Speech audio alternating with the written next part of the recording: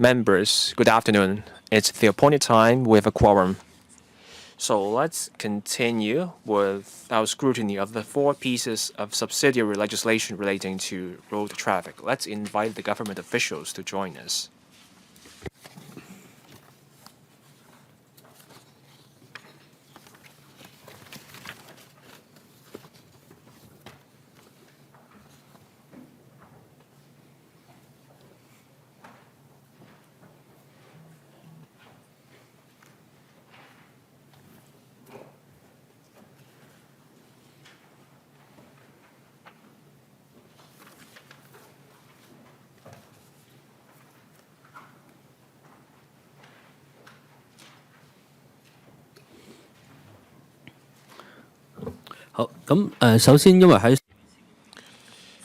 Now, there were follow-up items from the last meeting, and we are to follow up on these matters. So can we first get the government to give us an oral response? The written response has been circulated among members by the Secretariat. Over to you, Mr. Edward Mack. Thank you, Chairman. My colleague from the Transport Department will walk members through our written response. At the last meeting, members raised a point about the AVAS, or the Acoustic Vehicle Alerting System. So, from January 2020, the United Nations Economic Commission for Europe's standard for AVAS has taken effect. That standard required that for all AVASes, the manual pause function should be dropped, or rather withheld. Our current proposal has incorporated the UN standard and our country's own national standards, and this means we're banning the manual pause function. The driver cannot just shut down this function on their car. And then from the 1st of January 2026, vehicles made from that date onwards will have to have an AVAS that comes without the manual pause function. From 2017 to 2019, that is, for EVs made between 2017 and 2019, there were 3,600 such EVs with the older version of the AVAS, or roughly 2.5% of all EVs in Hong Kong. For these older AVASes, where people can turn off the feature, such systems do not meet our requirements under our proposal. Law enforcement officers will also struggle to tell whether that older version of the AVAS is constantly on. That's why we have considered this matter, and we decided not to recommend further amending the provisions to cover the older versions of the AVAS and mandating that drivers keep that feature on with their older system. Now, we also looked at the feasibility of modifying the older AVASes to meet the new requirements. Now, we considered disallowing drivers to switch off the feature, but we consulted local car dealers of car makers and parallel importers. We found out that such a change may lead to time and financial costs, and that's huge time and financial costs to car makers and car owners. So this appears to be infeasible. But to ensure road safety, the Transport Department will proceed with the publicity campaign. We will write to the car owners of the 3,600 cars we just mentioned. We will remind these owners to keep their AVAS on. Many models and makes of cars are involved, so we're now consulting the local dealers of car makers and parallel importers to prepare the refresher materials for those EVs. when an EV is examined at a car testing center, our staff will also remind the car owner or driver to keep their AVAs on at all times. So this is in response to the question from the member from the last meeting. 2 more questions to go, so questions B and C. So I will now discuss the response to questions B and C. To avoid overloading cars with passengers, under Cap 374G, we have Regulation 53, Paragraph 1. That provision sets out how you calculate the number of persons that may be carried in a car. So for someone aged over 3, but their body height does not exceed 1.3 meters, 3 such children will be counted as 2 persons, and this will apply to all cars, including private cars. Regulation 53, Paragraph 3 of 374G also prohibits a driver of a vehicle on the road from carrying passengers in excess of the limit. On the child restraint devices, such devices fall under a separate provision, and the provisions about the CRDs and the passenger limit have different objectives. Drivers will have to meet both provisions, and on whether a driver meets both requirements will depend on the circumstances. The chairman raised a point.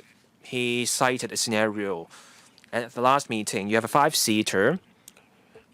In that car, there are 3 adults, 3 children. Each children does not exceed 1.3 meters in body height, and whether there would be incompatibility between the 2 provisions. The answer is no, there won't be incompatibility.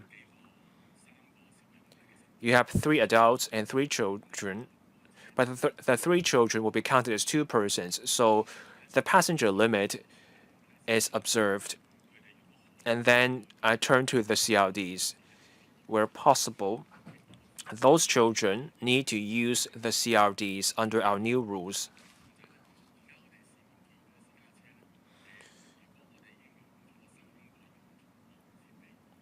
Now, for a car that already has 3 CRDs, there won't be enough space for 2 more adults on top of the driver if it is a 5-seater. So in this case, the driver may not meet Regulation 53 of Cap 374G, which is a rule requiring that the passengers be seated in a properly constructed seat.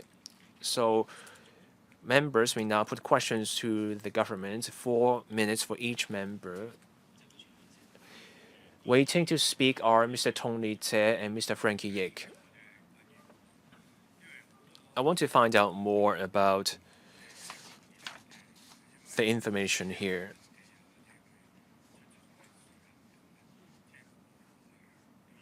Cars were made and registered at different times in the past. There are different approaches depending on when a car is made or registered. The response covered the AVAs of an EV.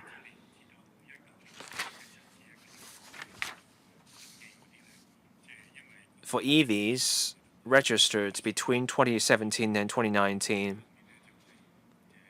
the potential cost and time involved in retrofitting means we can only encourage such a change. It's 3,600 EVs. That's a small number. But we also want safety. So we are waiting till these 3,000 EVs to be decommissioned. So for that, we need more publicity.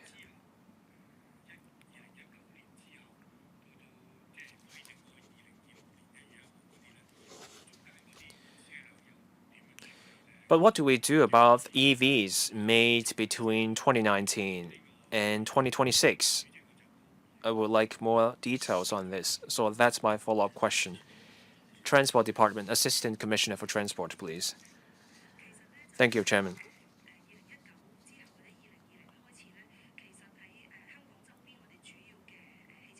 Starting from 2020, car makers have been making cars in line with the technical requirements under our current proposal. There are more than 100,000 EVs that meet our latest requirements. International standards are in place. Starting from the 1st of July 2021, for our vehicle type approval, all EVs coming here for approval need such an AVAS. We're simply now writing that requirement into the law. Chairman, if I'm getting this right, we already have EVs with such a system, and this system is already in use. Is that the case? Yes. Mr. Frankie Yik. I want to focus on the 3,600 EVs.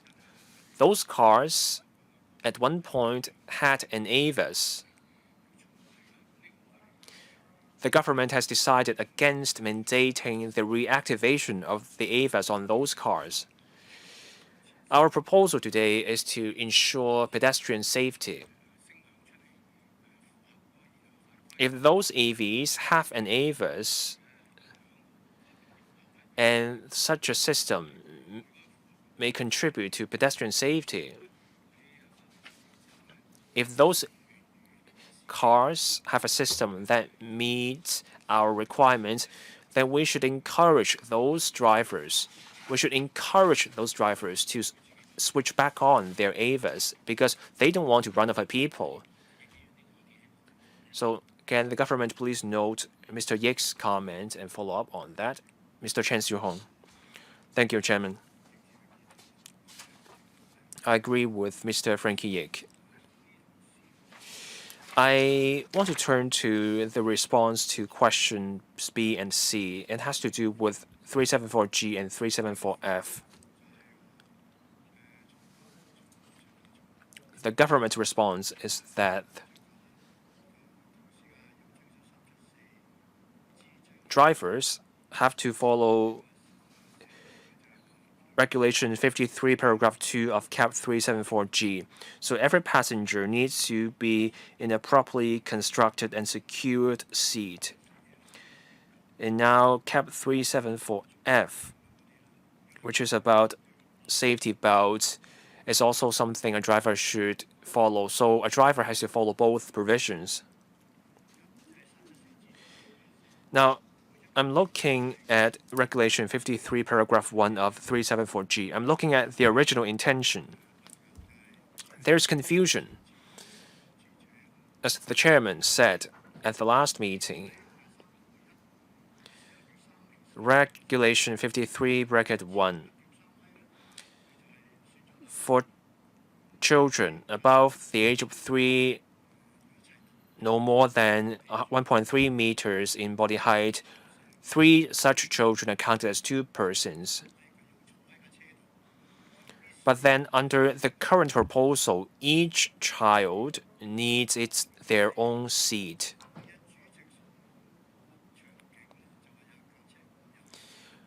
The chairman proposed a scenario.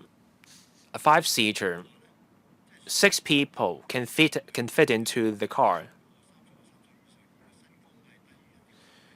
So we have this scenario, 3 adults, 3 children, each children no more than 1.3 meters in body height.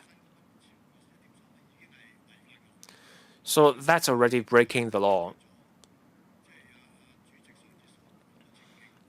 Clarifying this point will address the chairman's question from the last meeting.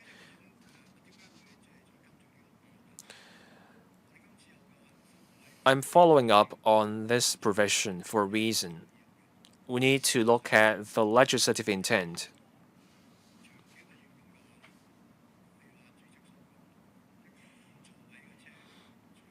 Take the 5-seater proposed by the chairman, 3 adults, 3 children, each child no more than 1.3 meters.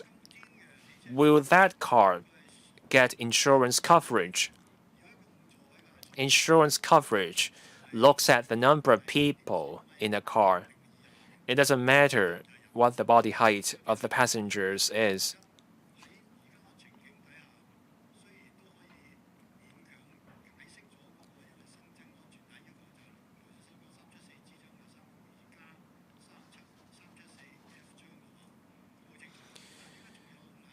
So now the question is, why do we have paragraph 1B of Regulation 53 of CAP 374G? There's a question over the insurance. Now, I will discuss the background of Regulation 53 1B. This regulation covers not just private cars, but all cars. When we count the seats, we look at the number of adults. When you look at buses, school buses, minibuses, children also take those forms of transport. Hong Kong's approach is similar to that overseas. When you expect many children to use of vehicles, you want to make the most of that vehicle. That's why we have this approach. When someone does not exceed 1.3 meters in height, we count 3 such children as 2. At the end of the day, we want to ensure safety, no overloaded vehicles. The rules are even looser in Europe and in the US.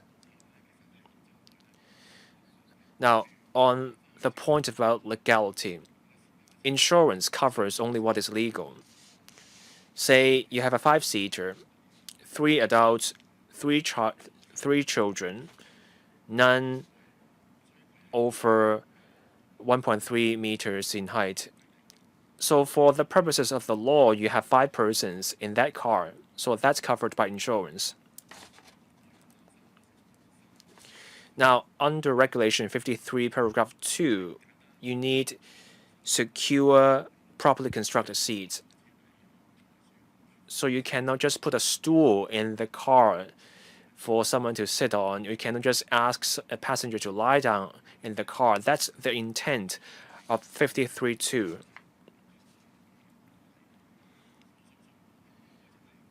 Someone who meets these legal requirements should be able to get insurance coverage.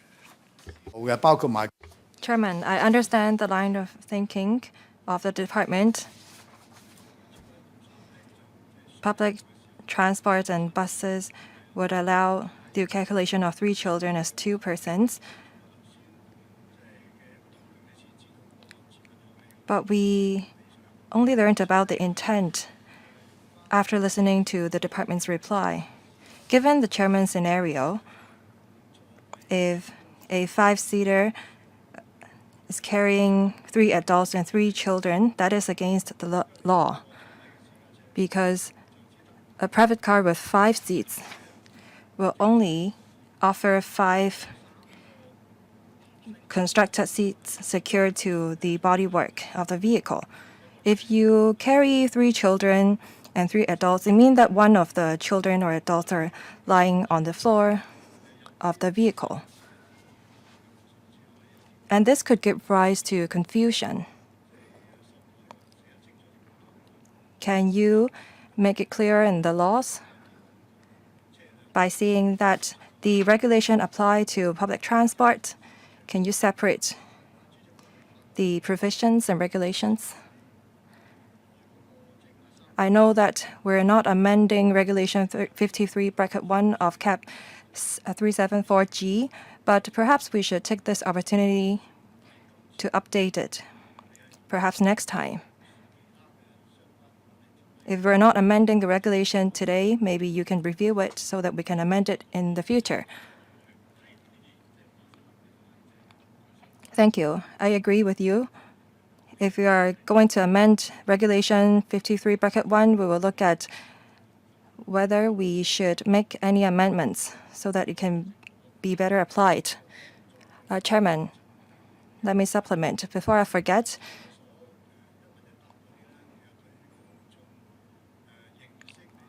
our back and forth just now will facilitate public understanding of the laws. When you formulate your information kit, please set out these scenarios so that members of the public know how the provisions are going to be applied. Now it's my turn. I'd like to ask about AVAS. It is said that there are about 3,600 EVs produced between 2017 and 19. Does that mean that all EVs imported between 17 and 19 have old type AVAS?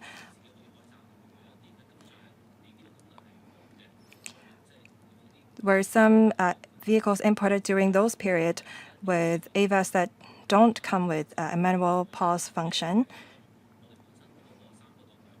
Writing on Mr. Chan's question, the Regulation 53(1) on the calculation of children, that is to make it flexible to drivers, but we want to ensure the safety of our passengers and drivers.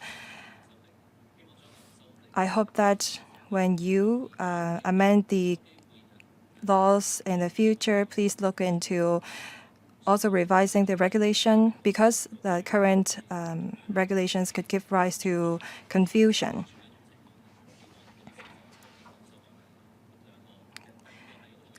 And this will make it easier for enforcement and operation of the laws. Thank you. On the 3,600 EVs imported between 2017 and 19, well, back then, there was not the UN ECE standards. I believe that those that are parallelly imported between those period or in those period come with AVAS with manual pause function. And as far as I understand, some EVs imported during those period or that period don't come with AVAS. And when we talked to the suppliers, we realized that there were quite a number of EVs imported between 2019 and 17 that come with AVAS with manual pause function. Now, if there's no further questions, let's move on to clause-by-clause examination.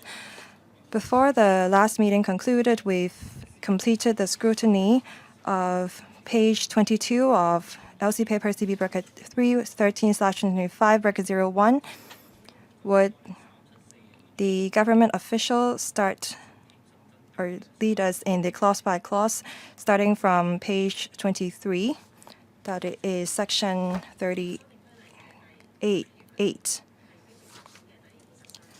Page 24 of the marked up copy, we're going to introduce section 38A, that is introduction of acoustic vehicle alerting system and the definition of specified vehicle.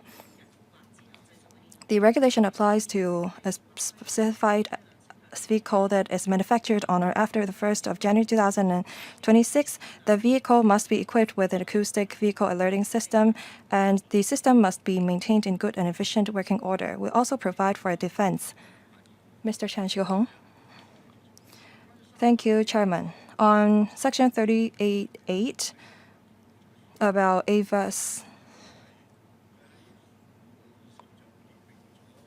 in Schedule 20, the standards are set out, and I think that is quite clear. I know that a lot of EVs are equipped with AVAS already.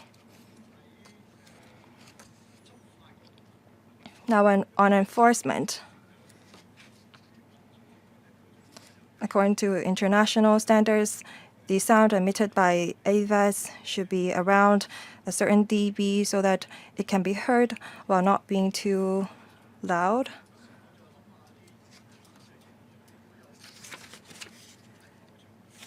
Now, say, for example, if a police officer is suspicious of an AVAS being too loud or too quiet, is that particular police officer empowered or equipped with devices to test the sound level of AVAS?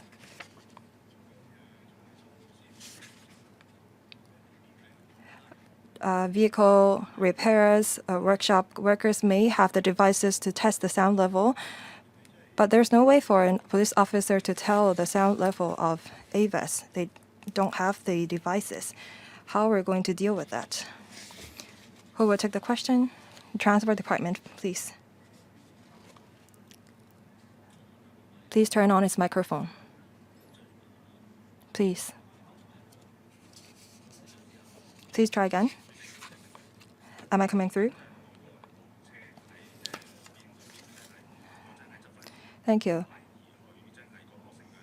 If the police or the enforcement agencies are suspicious of the AVAS being too loud,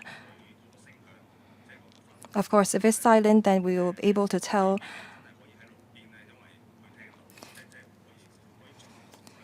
It's difficult for us to measure the decibel at roadside. If there is such a suspicion, we may have to tow the vehicle to a certain examination center for testing. Thank you. Well, it's perhaps rather difficult for us to measure the sound level even if you have the decibel testing devices because of environmental factors. Well, there's no way for us to tell if the sound emitted by AVAS is too loud or too quiet. If the enforcement agencies are not equipped with the testing devices, it's very difficult for them to tow the vehicle to examination center. I wonder if there is any practices from other places that we can make reference from. The Transport Department, please. Well, if the AVAS is being too loud,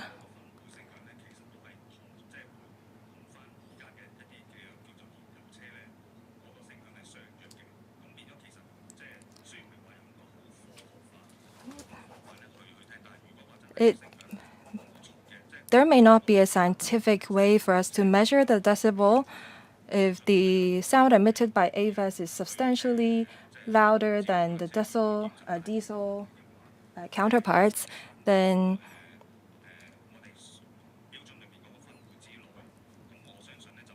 I believe that there is no need for us to conduct the testing at the examination center. Ms. Doreen Kong. Thank you, Chairman. I have a few questions.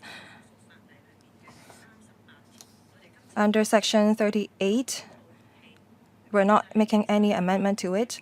It's about warning instruments. And under the section, it is said that every vehicle should be fitted with instrument capable of giving sufficient warning. And under Section 38.8, we have AVAS, Acoustic Vehicle Alerting Systems.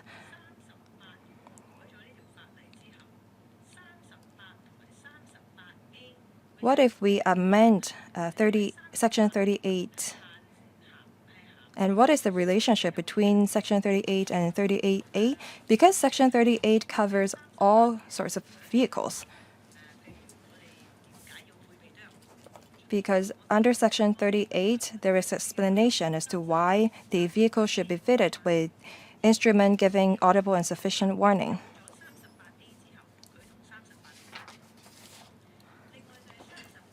That would facilitate the people's understanding of Regulation 38A and 38. Well, there is also a defense provided for under Regulation 38A.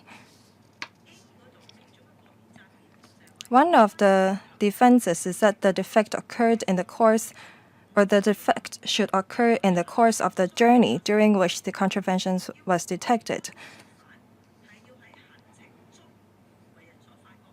And the defect should be discovered on the course of the journey. How can we tell if the defect occurred prior to the journey or in the course of the journey? How do you substantiate or prove that when the defect was being detected? And how come electric motorcycles and motor tricycles are not covered, but only A to F? Thank you. 3 questions in total for the government. Thank you.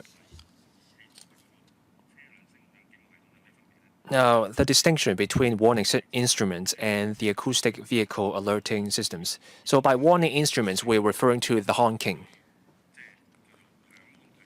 So a driver can honk, and that's the warning instrument. That's to alert other cars, other road users. I think we all know that cars need honks, whatever cars they may be. Now, the AVAS is specific to EVs going slow. The AVAS will emit sound. It's triggered automatically when the EV is going slow. That's to alert a pedestrian or other road users nearby. Okay, got it.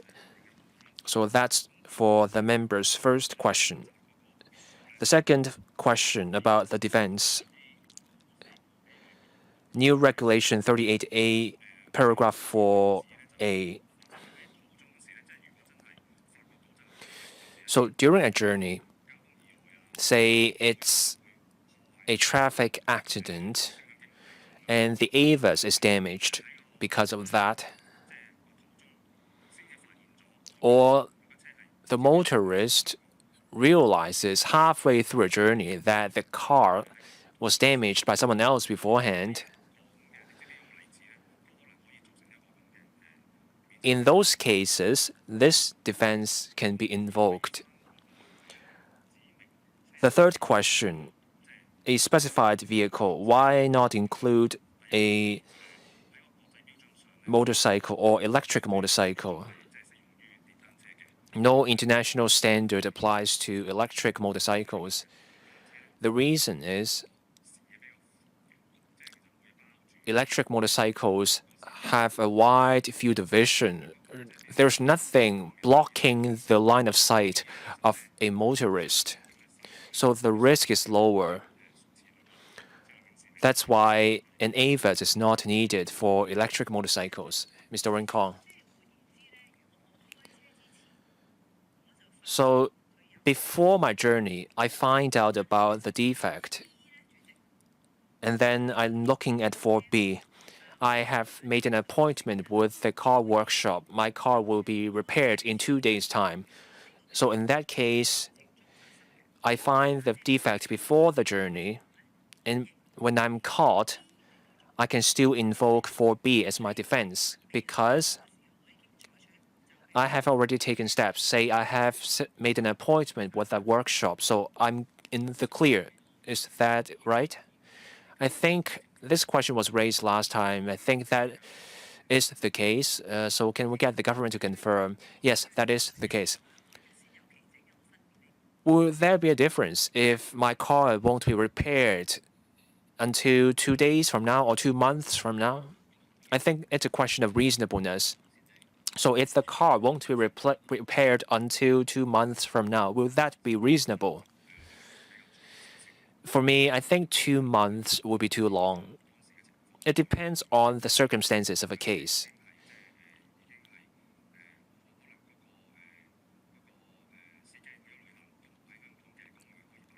The driver may be out of town, so 2 months may be fine. But if the driver is in town, then 2 months may be too long. Mr. Chen Xiuhong. Before I come to my question, I want to comment on the scenario raised by Mr. Rincon. The government hesitated in its response, so correct me if I'm wrong.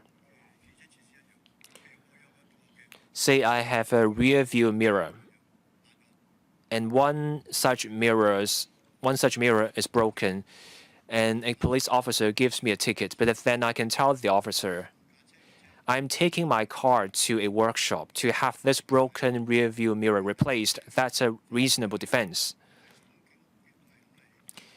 Or if my AVAS is broken, I'm driving my EV to a workshop. I have an appointment.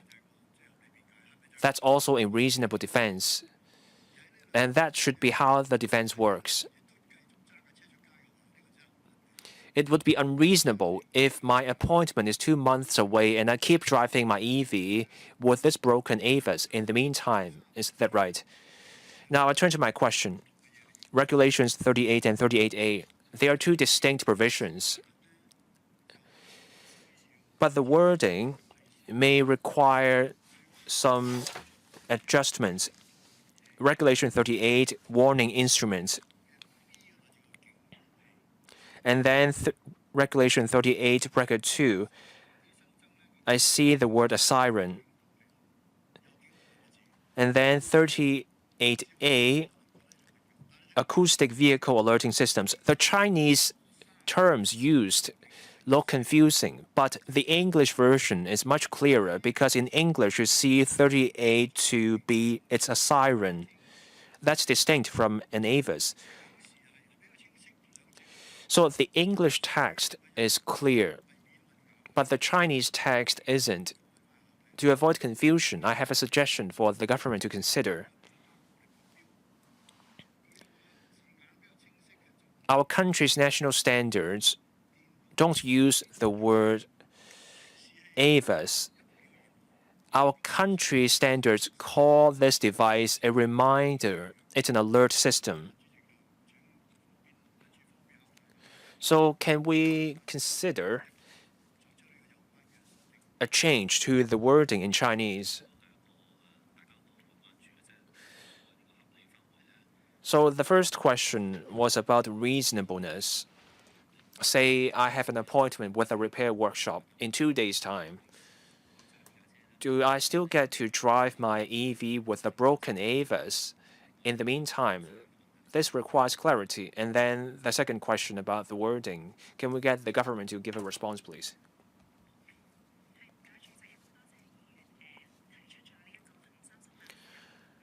I thank the member for pointing out the potential confusion that may arise from 38 and 38A. The term acoustic vehicle alerting systems, this is in line with international standards because the device is there to alert the road users nearby about this EV going slow.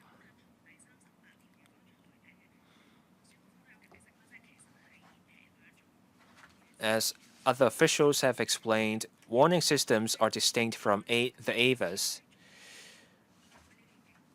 On why the potential confusion in Chinese, you cannot find a distinct equivalent for each and every English term in Chinese. The Chinese term we use now accurately captures the purpose of the device in the Chinese term, so we think the Chinese term is appropriate. I suggest that the government shouldn't rule out this, shouldn't shut down the idea right away. You can just make a small tweak to the Chinese term, and it will work out just fine. Now, on the first question, who will take the question, please?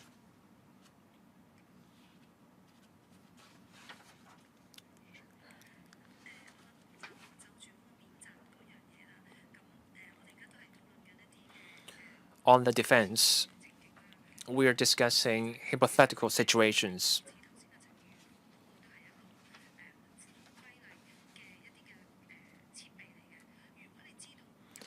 A responsible motorist who becomes aware of a damaged system should arrange repairs quickly. We're not in a court, but here we think a responsible motorist should not be driving a car that they know is damaged. On whether taking the car to a repair workshop in 2 days' time makes sense, this will require a court case for us to see whether that works. But here, In an abstract sense, we think a responsible motorist should not be driving an EV with the damaged AVAs around if they already know the system is damaged. Mr. Michael Lok. 38.2. Regulation 38A2A. If an AVAS that conforms with the performance requirements of any specification or standard set out in Schedule 20. I see many standards from the EU, from the UN, from Japan, and our country standards. But these standards may vary. So wouldn't that create confusion? Do we adopt the loosest standard or do we follow the strictest standards? From my experience, the alert may vary from one car maker to another, and that causes confusion, and pedestrians may not be able to tell if that is the sign of an EV approaching. For my own EV I'm driving, I think my alert sounds like that of an ice cream truck. So pedestrians who hear that alert don't notice it's an EV, so I had to honk. So can we have a standardized alerting sound? That way, anyone who hears that sound will be able to tell an EV is approaching. Just like with an ice cream truck, you use a standard sound and people can tell what it is right away. Can we standardize the sound? The Transport Department, please. 4 standards are set out in Schedule 20. Those standards are roughly the same. There is only a difference of 1 to 2 decibel in the sound under our national standards. So are you saying that you're good as long as you meet any of the 4 standards? Yes. Now, on the sound pattern, whether we can standardize the sound pattern. No such requirement exists under any of those 4 standards. Indeed, EVs of different models come with different sound patterns. We checked with car makers about whether we can standardize the sound patterns. The answer was in the negative.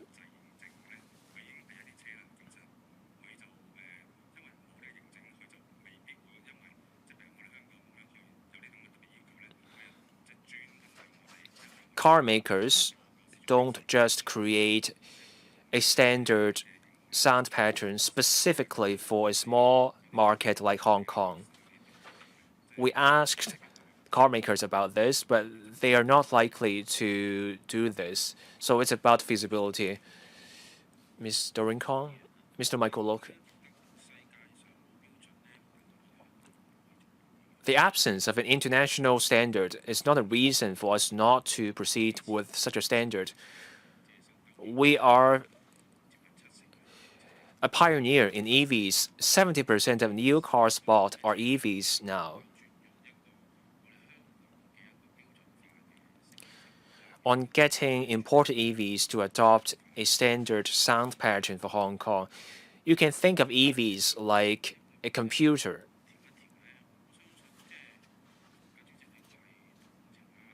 Chairman, you're also from an engineering background. I think you can see it shouldn't be too difficult for an EV to make changes to their sound patterns. Let's explore this. When you have different EVs with different sound patterns,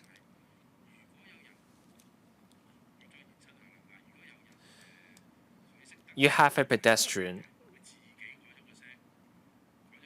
or rather, someone who drives an EV, they change the sound pattern of their EV on their own. Would that be legal?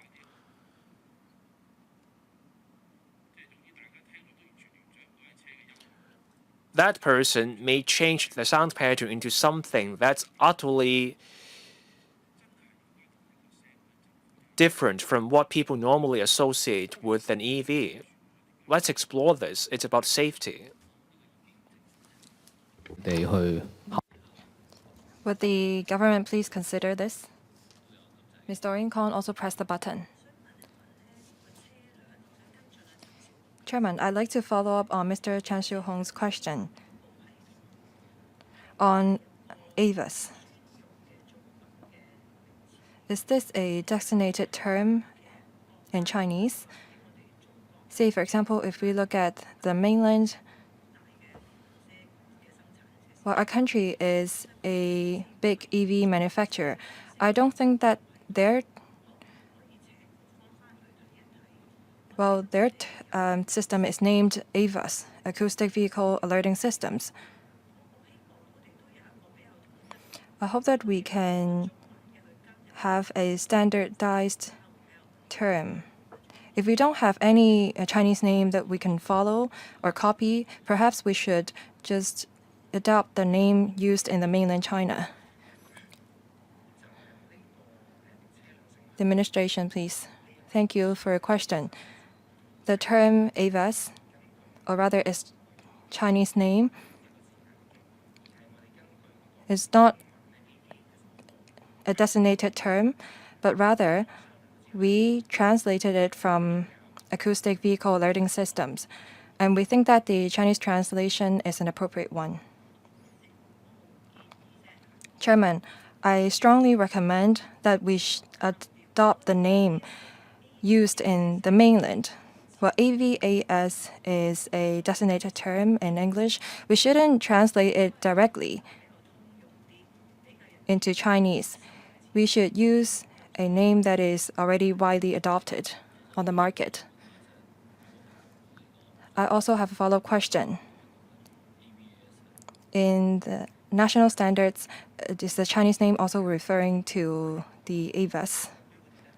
Thank you. Under Guobiao, the national standards, the Chinese name also refers to AVAS, but the name that they use that literally translate to EV low-speed alerting systems does not completely correspond to AVAS. And we think that is not very appropriate, or it may cause confusion when we adopt the Chinese name that is used in the mainland, while its English translation is AVAS. It's not very consistent. Mr. Chan Xiu-hong. Thank you.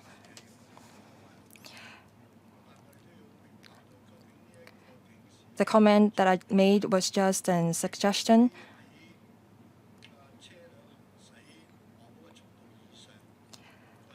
But AVAS is only sounded when the vehicle is in low speed. Say, for example, when when the driver is trying to park or drive his vehicle in narrow streets, the AVAS will sound. So I think that using the Chinese name of the mainland that is EV low-speed alerting system is more appropriate. And you can refer the readers to Schedule 20 as to what AVAS is referring to. Because under Schedule 20, we have specifications on the sound level of the AVAS and under what circumstances would the AVAS be activated.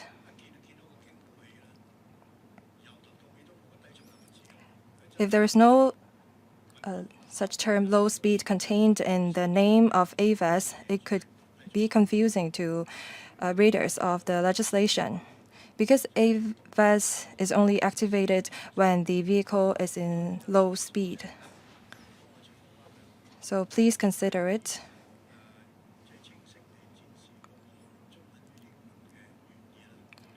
Let's see if we can change the Chinese name of AVAS to better reflect its function. Well, I think that this is a good lesson for us. If the Chinese name is already available on the mainland, we should look into whether we should just translate the name into Chinese from English, or should we just adopt the name used in the mainland? So would the administration please consider it? Let's proceed. Thank you, Chairman. Next, page 26 of the marked up copy. It is to repeal Regulation 39. It's about vehicles manufactured or licensed before the 1st of January 2028. They should be equipped or fitted with the right mirrors so that drivers are aware of the traffic conditions near them. Professor William Wong. Thank you. Sorry, I would like to talk about Regulation 38.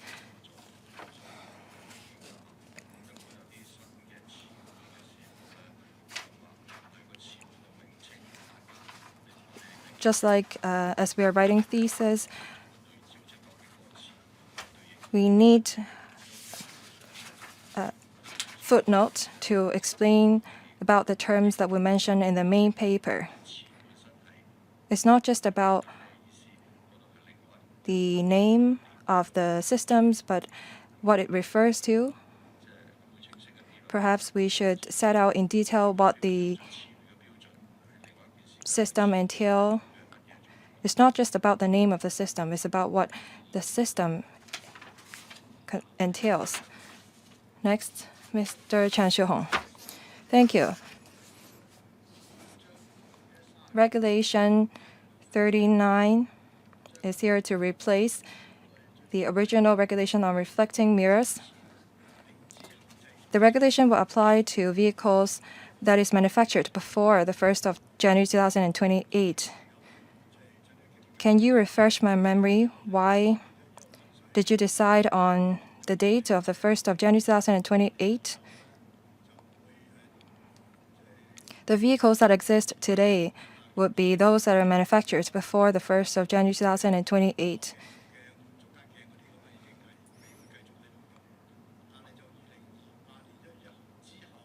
For those that are manufactured after the 1st of January 2028,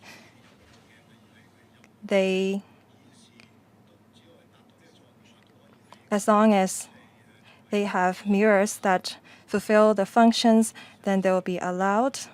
They don't have to fit two mirrors on both sides of the vehicle externally. Thank you. And also, can you explain why you set out that some vehicles should be manufactured or first registered before the 1st of January 2028? Thank you. On the date of the 1st January 2028, or the cutoff date, rather,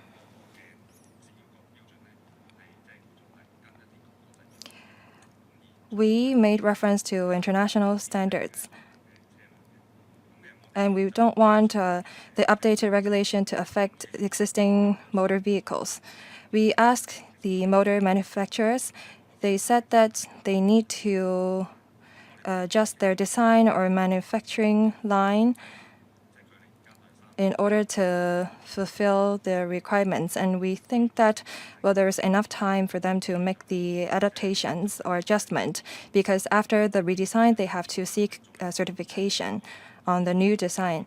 We think that the 1st of January 2028 is the right cutoff date for us to adopt the new regulation. As to why, for some vehicles, we use the term manufactured. For others, we use the term first registered. For private car, taxi, light bus, van-type light goods vehicles,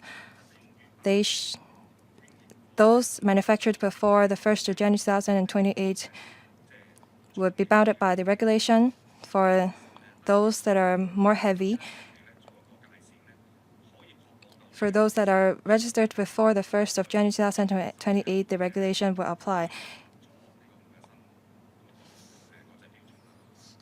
In other words,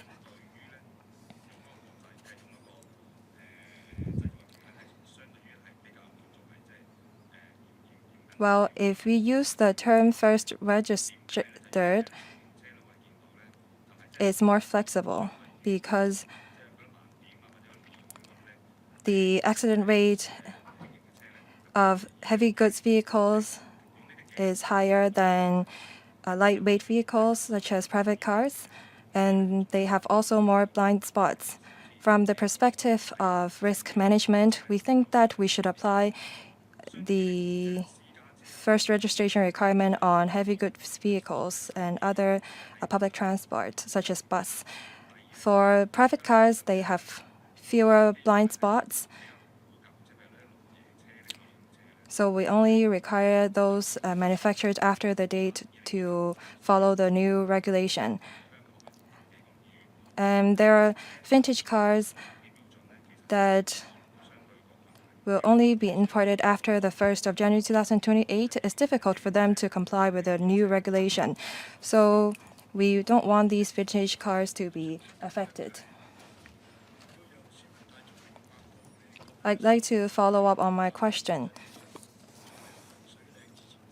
To facilitate a public understanding of the cutoff date of the 1st of January 2028, I'd like the administration to explain this. While it would be safe for us to have our vehicles equipped with 2 mirrors on both sides of the vehicles externally. Now, with the regulation, because you allow new technology, that is a camera monitor system,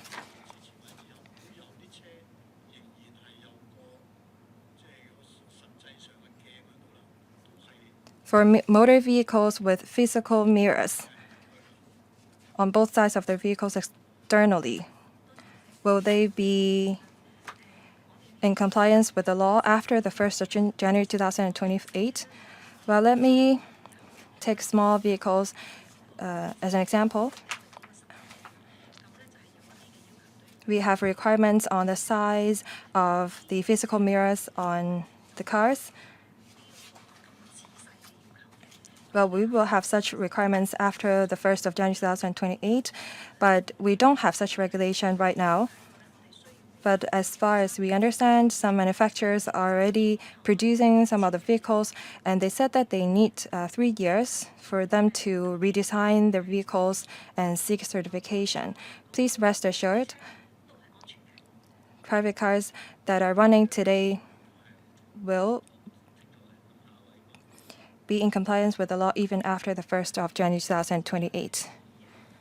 Ms. Doreen Kong. Thank you. I don't think that the administration explained why they use the term manufactured in some Regulation A and first registered in subparagraph B. Sometimes the term manufactured is used, sometimes the term first registered is used.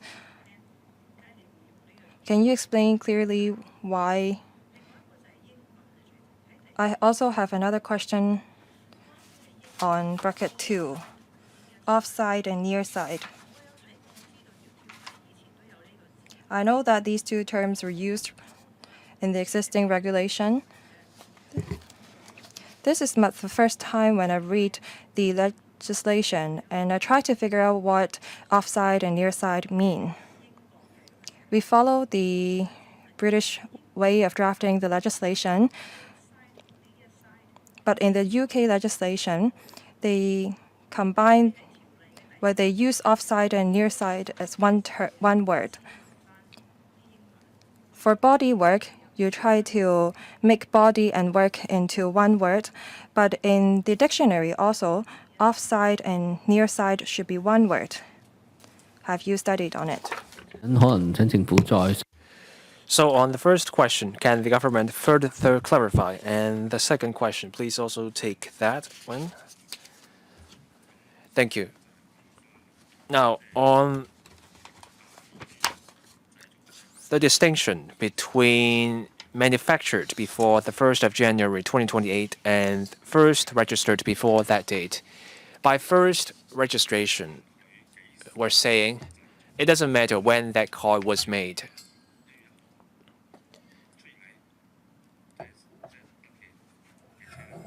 As long as that car is first registered on or after the 1st of January 2028, the new rules apply.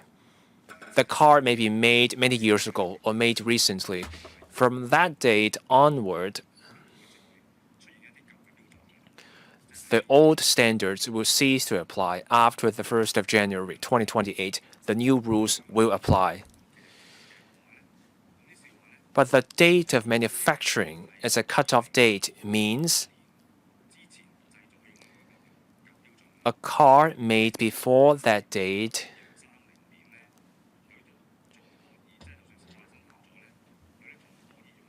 can continue to follow the old standards even after the new rules take effect, say in 2030. Say you have a vintage car, that vintage car was made in the 1970s, and that car is still on the road in 2030. The old standards will continue to apply. That's why the date of first registration is stricter. And I also explained why we have this distinction. Heavier vehicles are at higher risk.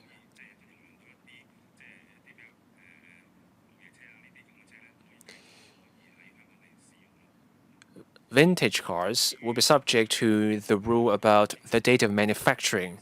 So that's how we can allow vintage cars to continue to use the older standards. Now, about the point of near side and offside. Indeed, that's how we use it in CAP 374A. In the dictionary, offside, near side as one word or two words are both found in the dictionary. Since the member mentioned bodywork, we want to point out that we have also decided to replace bodyword in two words with bodyword as one word. We thank the member for pointing out that difference. I just want to make sure we get the word right.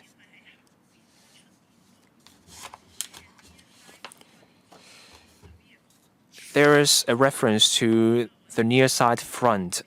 I found the phrasing strange. What does it mean by the near side front of the vehicle? So I started looking up the dictionary. We want to make sure we use the right form. Hong Kong is an international city.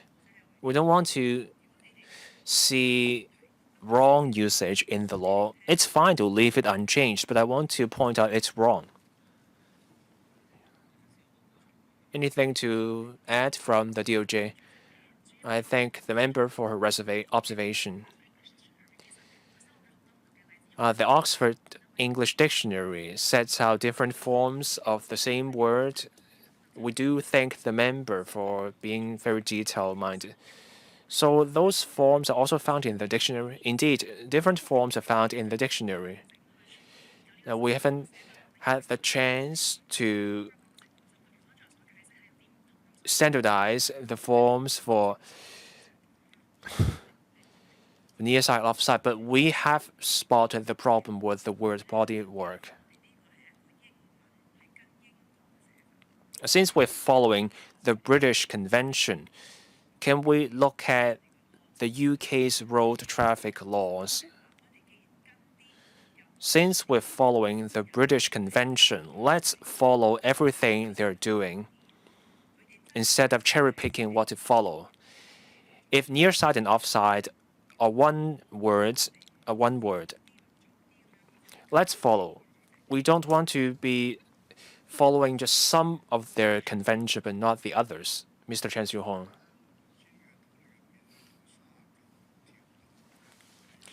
We were at Regulation 39. So have we come to the part of 39 AAB, or will we come to those later? We're only at Regulation 39, so I will save my questions for later. So I will save my questions for later. Thank you. So can we come to clause 8, inserting regulation 39AA to 39AA-G. 39AA, motorcycles and motor tricycles made before the 1st of January 2028. Now again, we are renumbering the clauses. We're not making changes to the substance. 39AA-B, mirrors for observing alighting passengers for light buses manufactured and buses first registered before the 1st of January 2028. Again, renumbering an existing provision. 39AA-C, mirrors and camera monitor systems for observing traffic for certain vehicles manufactured or first registered on or after the 1st of January 2028. These systems have to meet the standards set out in the schedule.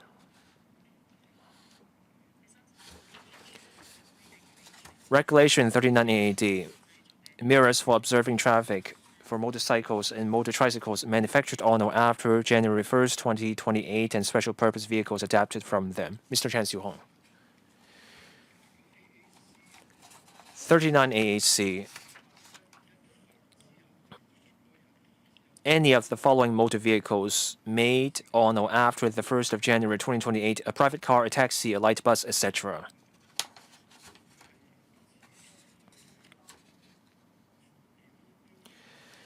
This provision refers to the schedule. 2A Roman numeral 1 and Roman numeral 2.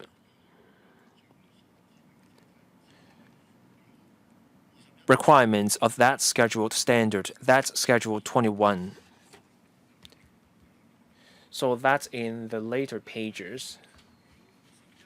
Schedule 21. It comes in two parts.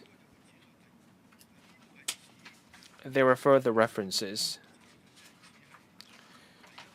So are we talking about part 1 of the schedule? Is that your question, Mr. Chen Siu-Hong? So you're talking about part 1. The phrasing is awkward. I find it hard to make sense of it at first glance.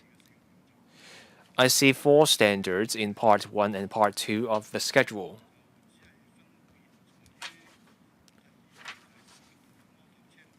So the second part has to do with motorcycles and light motorcycles, and then there's another part about non-motorcycles like private cars. So 39AA-C should refer to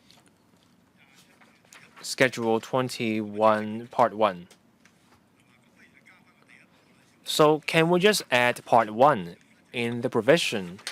You're referencing the schedule, but I have to find out for myself which part of the schedule you're talking about.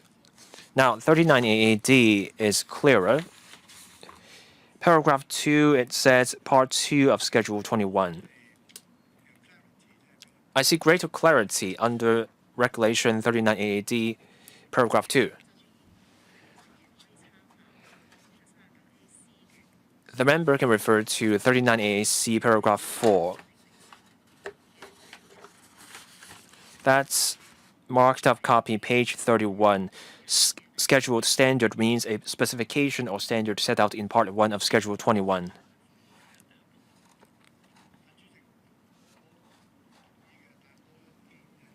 I get it.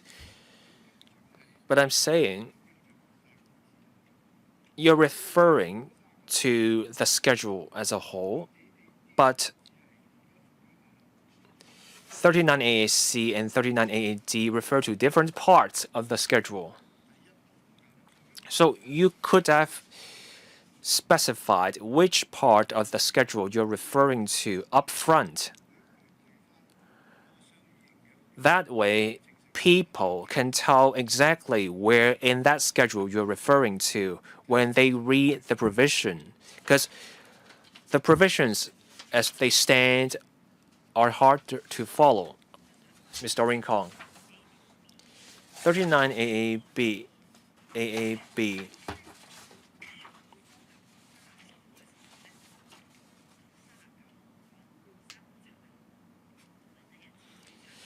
We discussed the distinction between manufacturing and first registration. There was a distinction between lighter vehicles and heavier vehicles.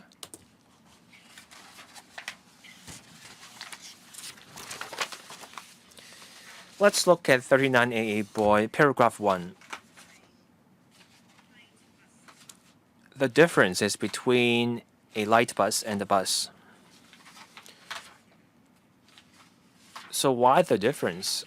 I think it's the same principle. A light bus, you look at the manufacturing. For a heavier vehicle like a bus, it's first registration. I get that, Chairman.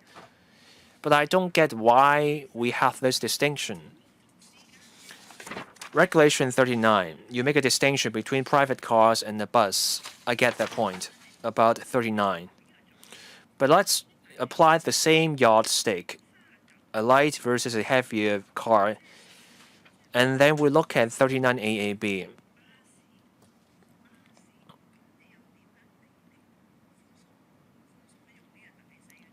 How do you decide which vehicle should be subject to a stricter standard?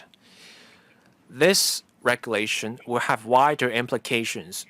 You have to be able to show fairness to operators. The general public probably won't care.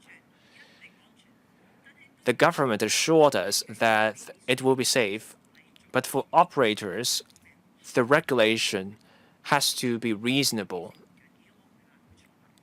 I'm not saying this is wrong, but I'm asking the government to tell us clearly. Why make a distinction between a light bus and a bus? Because with a light bus, you look at the date of manufacturing. With a bus, you look at the first registration.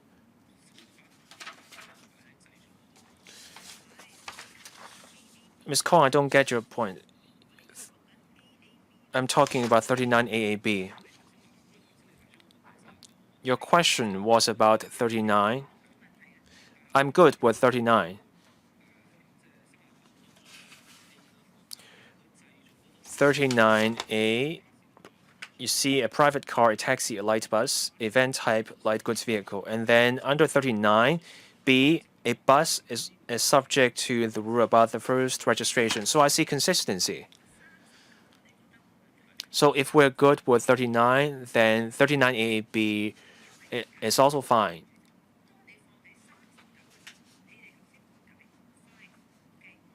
39 looks good to me.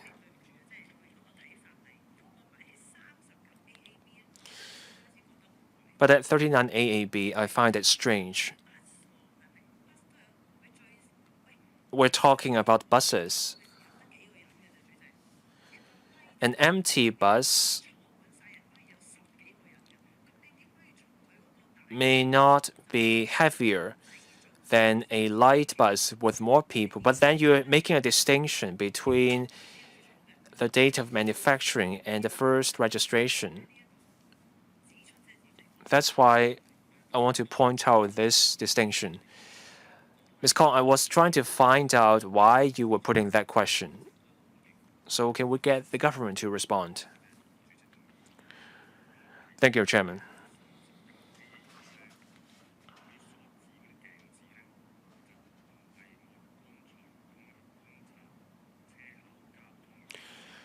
"39 AAB refers to different mirrors.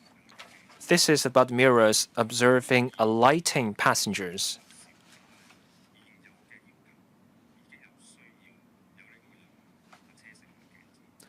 These mirrors are needed for buses and minibuses.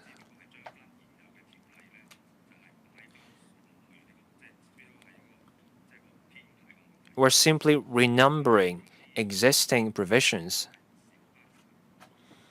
39 AAB is about the mirrors for observing alighting passengers from a bus and from a minibus.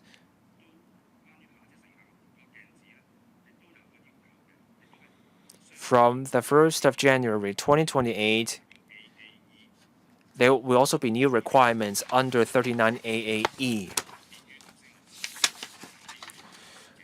And this is not about international standards. Chairman, I just like to add one thing. It's not that I don't understand, but I don't know why there is such a distinction among the different vehicles. I think that we should make our law as simple as possible, unless there is a genuine reason as to why we should make the distinction. We note your comment, Mr. Lok Chung-hong. Thank you.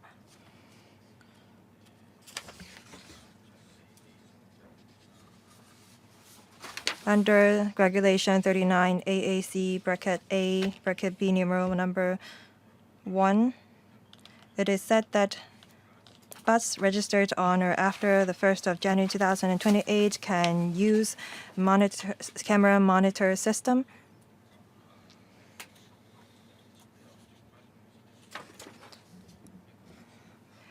I know that some franchised bus companies are already testing the systems out. So based on what legislation is the administration providing exemption for franchise bus companies to carry out testing on these systems? Say if there is anything wrong with the camera monitor system, it's difficult for the driver to observe the traffic at the rear side. It's easier for private car drivers to look at the rear side or the rear traffic conditions, but not the bus drivers. Is there any guidelines for the bus companies? Can you ask them to install 2 systems so that one can serve as the backup plan or backup system? Will the Transport Department be collecting malfunctioning report of camera monitor systems from the bus companies? Transport Department, please. Thank you, Mr. Look, for the question.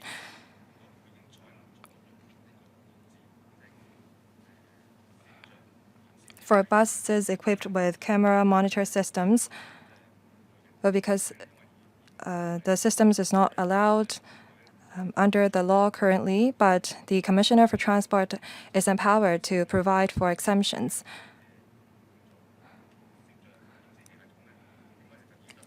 I believe that the bus companies that are testing the systems out have already obtained exemption from the Commissioner for Transport. If there is any malfunctioning of the systems or if the systems break down, then we will see how we can collect such reports from the bus companies in the future. Is there any guidelines for the bus companies to handle the situation when, say, for example, the systems becomes out of order? Should the bus continue to run? Is there such similar guidelines currently? Because if the physical mirrors break, there should be some guidelines for the bus drivers to follow. Thank you, Chairman. Today, as far as I understand, all franchised bus companies have guidelines and trainings for the bus drivers to handle emergency situations. Safety is always our top priority. It depends on where the bus is when the mirrors breaks. When that happens, the bus drivers should park their vehicle on the roadside. If they're unable to park their vehicles, then the bus company should send another bus to carry the passengers. It really depends on the situation. Different franchised bus companies have their own guidelines on emergency situation handling. Thank you. Ms. Doreen Kong. Thank you. Regulation 39 AAC. I'd like to ask about 1A56. They're about motorcycle, the bodywork of which partly or wholly encloses the driver, And the motorcycle, the bodywork of which partly or wholly encloses the driver.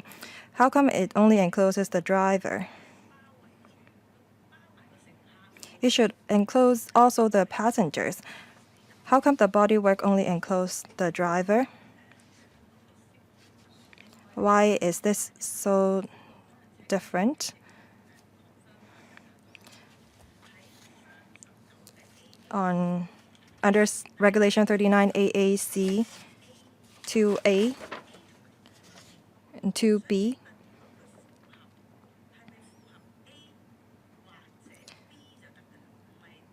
should either A or B be conformed with?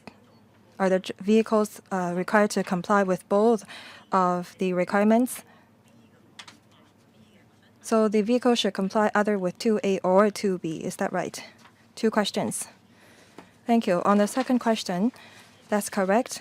The vehicle should comply with either 2A or 2B. On the first question, I'd like to ask the Transport Department to respond to that. Thank you, Chairman. 39 AAC, bracket 1, bracket A, 5. It's about the bodywork of which partly or closely or wholly encloses the driver. You ask why the bodywork only encloses the driver. Well, that's because the mirror is for the driver only.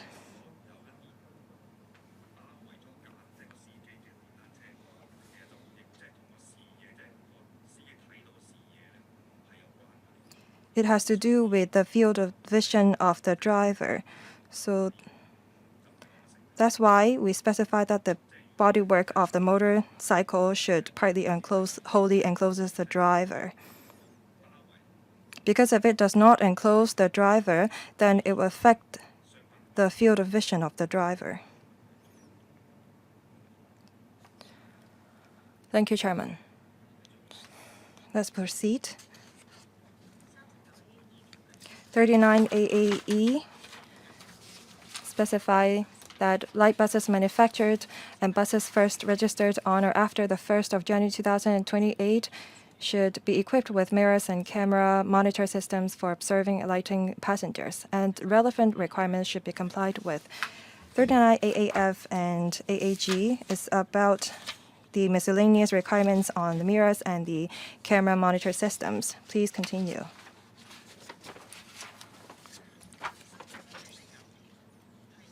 Clause 9. Well, it does not exist in the Chinese version, but the English version only. We combine the bodyworks, which was originally 2 words, into 1 word. Clause 10 is the same. Clause 11. We introduce Regulation 30 or 40C to F. It's about the remote control parking system and the overheight warning systems. 40C sets out the requirements of the remote control parking system and provide for the definition of remote control parking device and system, and provide for reference to remote parking. Mr. Chan Xiu-hong, I'd like to ask about 40C bracket 2 bracket B, numeral number 3. It is said that the remote parking device that controls the subject vehicle through the system enables the subject vehicle to move only if remote number 3, the distance between the subject vehicle and the device does not exceed 6 meters. Have you made reference to other standards in other countries, or the same standards in other countries? That is, the driver using the device should not be too far away from the vehicle. That's the intent of the provision, is that right? Now you ask that the distance between the subject vehicle and the device should not be exceeding 60 meters. Say, for example, if I were the driver and if I am 6.5 meters away from the vehicle, if I'm able to control the vehicle with the device, then I would be breaking the law. Is that right?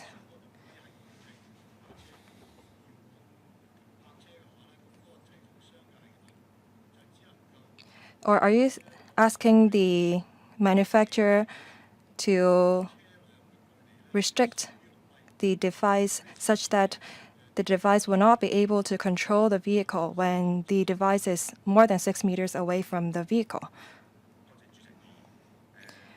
Transport Department, your later comment is right. It's about the design of the system. We ask the system provider to restrict the usage of the device. If the device is more than 6 meters away from the vehicle, it will not work. Thank you. Our legal advisor has something to say. Thank you, Chairman. On the new Regulation 40C, the Legal Services Division asked the government by email about it on the 19th of October. Should we provide for defense?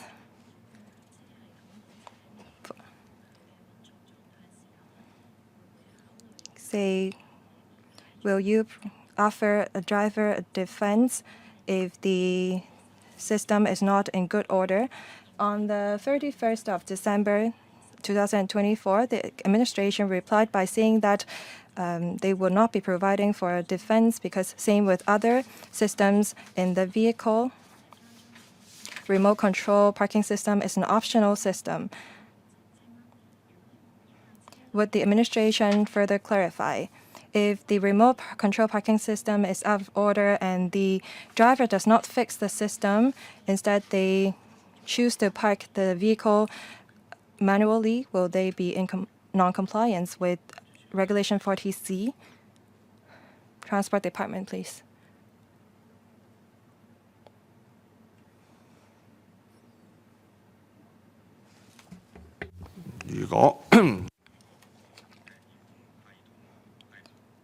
If the remote control parking system is not in good order, say if it's out of order, if the driver continue to use the vehicle, then that driver would be contravening 121. So if the system breaks down and the driver continue to use it, then they will be breaking the law. But what if the driver parked the vehicle manually? Then there won't be any problem, is that right?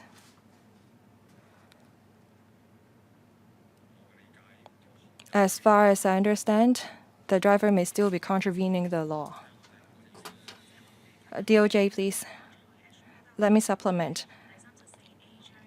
Under 3748 121 on penalty, it sets out that the usage of systems that are not in good order on road will be in non-compliance with the laws. And there is also set out that any contravention will be in non-compliance with the law. Now, coming back to Regulation 40C, it is said that the driver must keep the system in good order.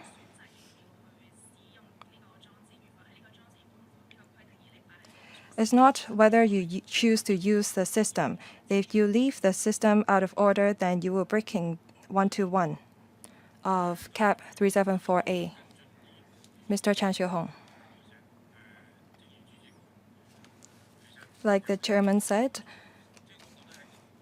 I think that the remote control parking system is a system that assists the driver. In the foreseeable future, I believe that the drivers will still be able to park their vehicles manually. Like other assistive devices or systems, say GPS. If you're familiar with the network or road, then you may not follow the GPS. You can head to your destination on your own or based on memory. You can choose not to use the assistive devices or systems. Say if my physical review mirror is out of order and I choose to use a camera monitor system and leave the mirrors there broken, then that will endanger road safety, and that's a different matter. I think that is all right for the driver to choose not to use the system. How come by not using the system they will be breaking the law? And now turn to my second point.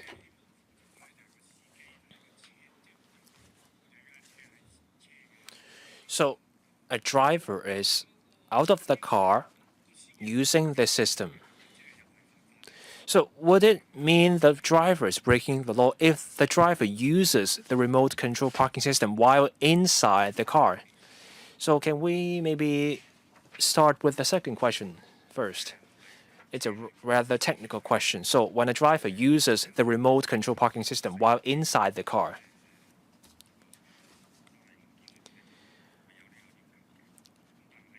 the provisions do not require the driver to be inside the car under CAP 374A, but there is such a requirement under CAP 374G.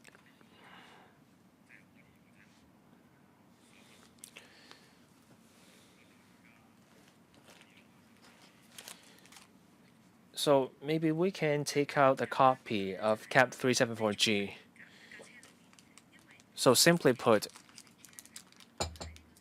in this case, you have to read 374A in conjunction with 374G. When you use the remote control parking system, say it's a cell phone, we are amending the regulations. Now the law does not allow you to use a mobile phone while the car is moving. So you cannot look at CAP 374A alone. We want more clarity for users.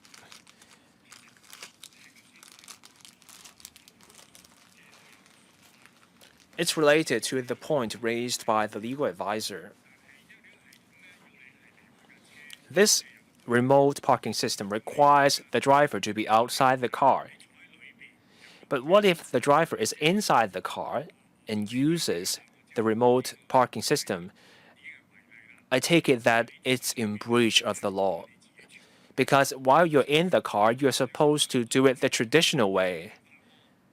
But the legal advisor pointed out that based on your provisions, the driver is breaking the law if they are parking the car the traditional way.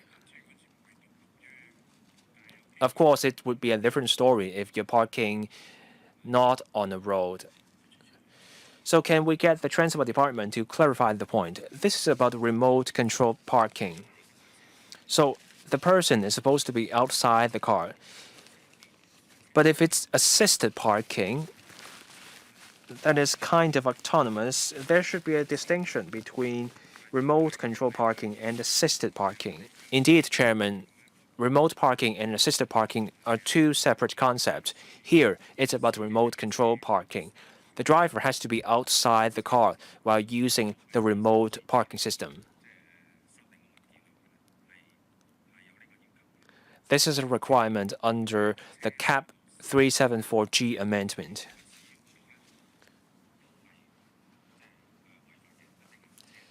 When a driver uses the remote system while inside the car, that driver is breaching the law. Do we really have to be so rigid?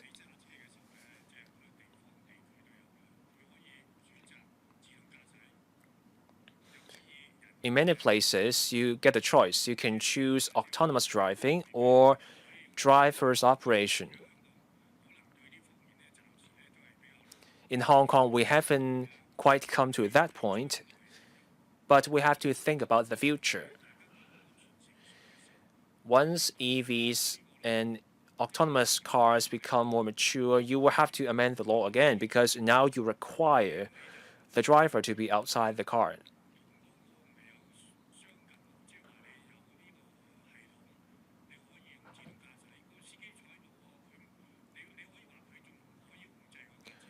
A driver can choose autonomous driving while inside the car, after all.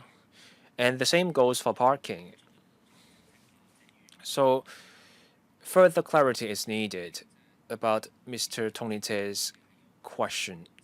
From our previous discussion, we talked about this. Say the driver is in the car. Say there's a button for autonomous or automatic parking. That's fine. This provision here will not ban the use of that kind of autonomous parking function. Can we confirm this? I was going to comment on this point. There are two kinds of technologies. One, the driver stays in the car. The driver presses a button and then the car does the parking for the driver. This is allowed. This is already in place. Here, the proposal deals with another technology. The driver is outside the car. The driver has the key fob or a cell phone and then remotely parks the car. This second feature will be allowed under our amendment. The member wondered if the driver will no longer be allowed to use the button in the car.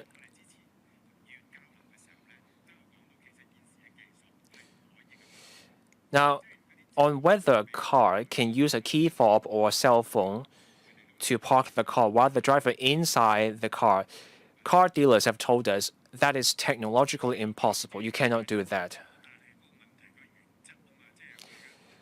I get it, Chairman, but there's a matter of principle. The Deputy Secretary said you cannot do remote parking while inside the car.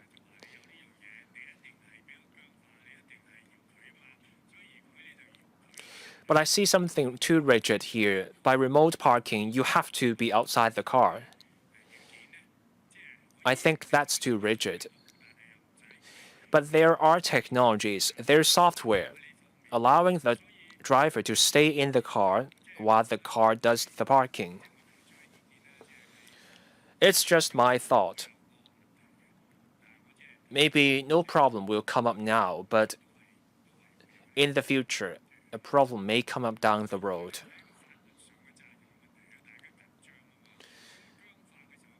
And when liability is at stake and you have too rigid a rule, you are boxing in the driver because they can only use remote parking in certain scenarios. Safety comes first. If there's a safety issue, I will accept the government's argument. I think the discussion we've just had turned on two things. When the car gives you two options, remote parking and parking while the driver is in the car, the Deputy Secretary said you can do both. That's the goal of this amendment.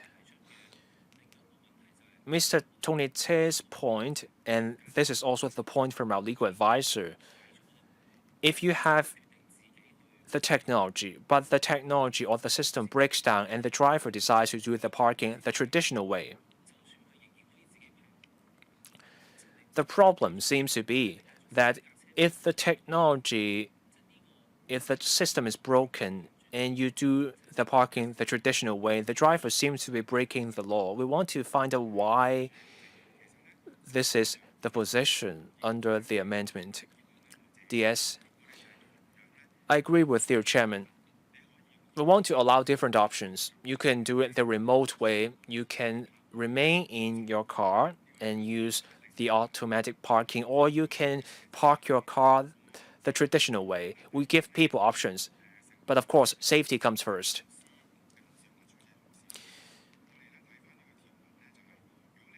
Let's look at the provisions. If you have a remote parking system, your system should be in a good and efficient working condition. We have to consider safety.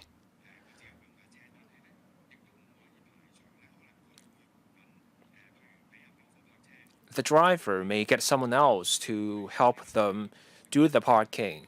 It may be a family member doing the parking.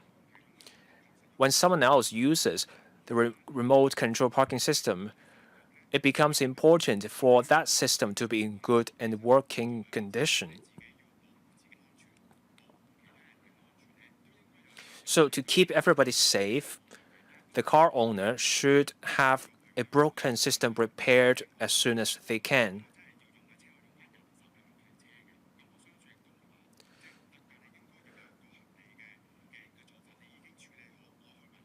The driver will be able to do the parking the traditional way, but the point is the driver should arrange any broken system to be repaired.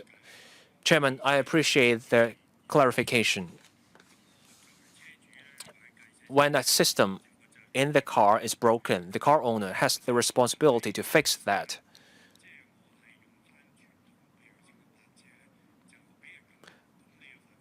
But that is not to say that when a driver opts for the traditional approach, we should make that illegal, because that would be that would be too rigid.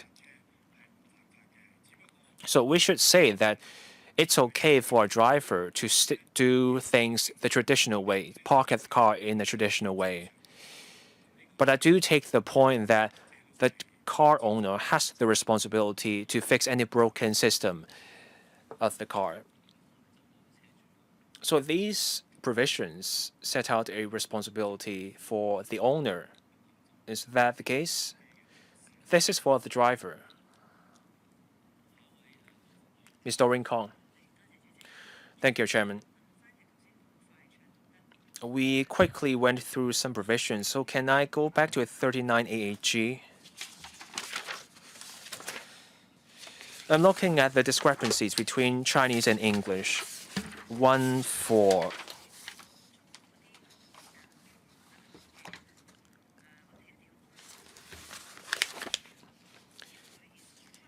If the monitor unit or that material is struck by any person, and then the Chinese term seems to suggest some kind of collision.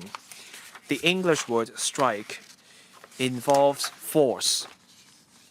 You hit something with force, and then that's a strike. So it's more than hit, it's hit with force.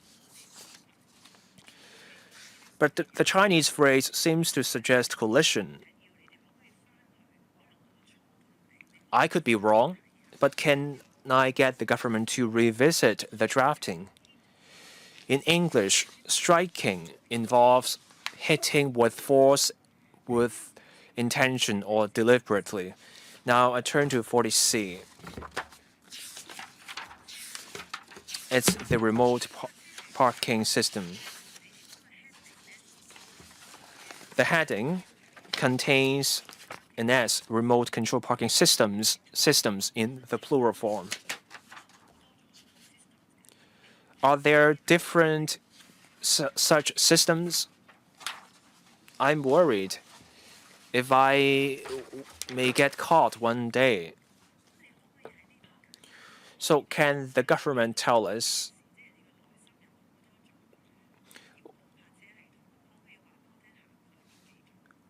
what are these remote control parking systems the government has in mind? Now, I turn to the point about the system should be kept in a good and efficient working order. Say I buy a car. I know the car has this remote parking system. If I am not comfortable with this automatic or remote control parking system, so why should I be expected to keep this system in a good and efficient working order? If I simply choose not to use a system, why should I be expected to keep it in a good and efficient working order? Why? So the question about the wording, can we get the DOJ to give a response? 39 AAG.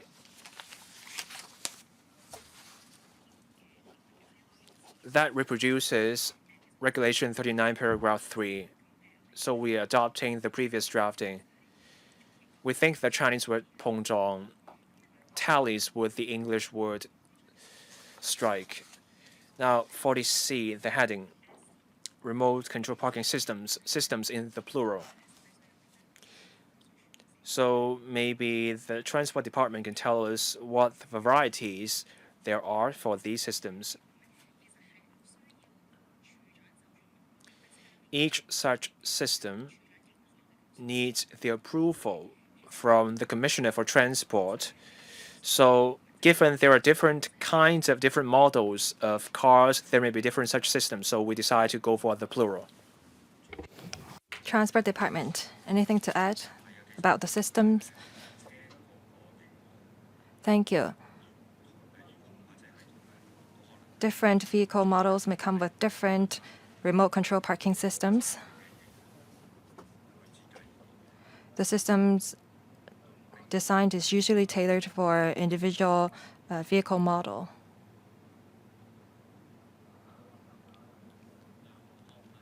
On the point about good and efficient working order. Okay, so what if the driver never uses the remote control parking systems? Well, this system is not mandatory. Not all vehicles must be installed with such a system. If the vehicle owner or driver thinks that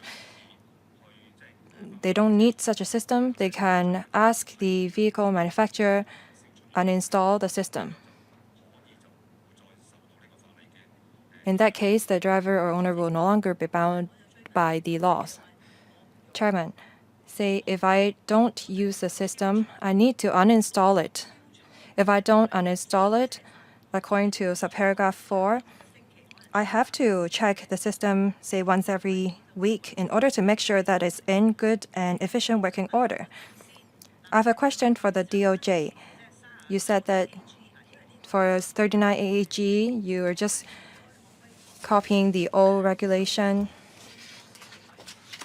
You think that the Chinese translation of collision is the same as strike? Can you tell us what you mean by 碰撞, collision? Are you saying collision with force or light contact? Please take this opportunity to explain. Thank you.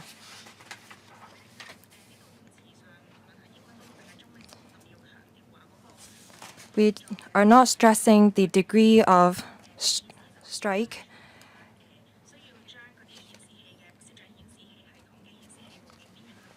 We are saying that the camera monitor systems must be enclosed so that when the system is struck, then the system will still remain in order, or that there will not be any sharp cuts, so that the drivers or passengers will not be hurt. Next, Mr. Chan Xiu-hong. I'd like to follow up on some questions.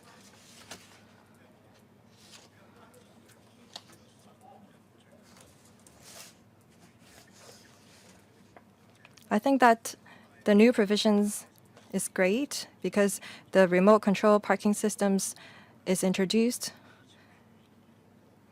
But 40C could give rise to a lot of issues. Like a lot of members said, how should we treat the remote control parking systems? Say if I'm a driver, I want to use it, then I turn it on, and within 6 meters, I remotely control the vehicle and park it. Under certain circumstances, I may want to manually park my car. I wonder if there is a function in new vehicles that allow me to turn the system off. Say if I keep the systems off and I manually park my vehicle,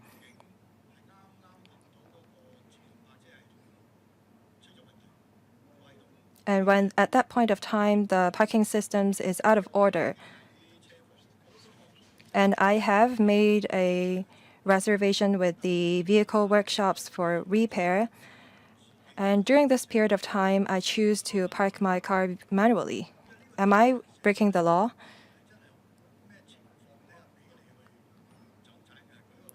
Because there is no wiggle room under this regulation. If you have a defense, just like what the LSD suggested, then the issues that I mentioned would not arise. See, if I don't like the systems, I can turn it off and I won't be held liable if it's not in good and efficient working order. How do you also define a good and efficient working order?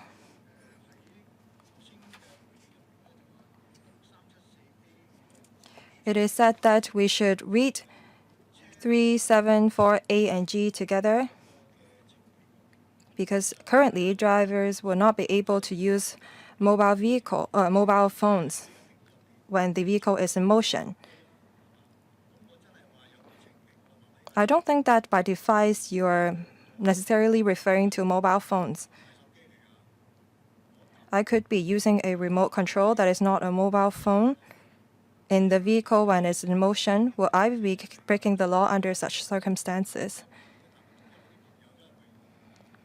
Some friends ask me this. After the introduction of the remote control parking systems, if the driver let the child next to them press the remote control to park the car, would that be breaking the law? How do we make sure that the person using the remote control parking systems are someone with driving license? You should explain to the public that a driver should not allow someone without a driving license to use the remote control parking systems. But before the administration reply, I have a question.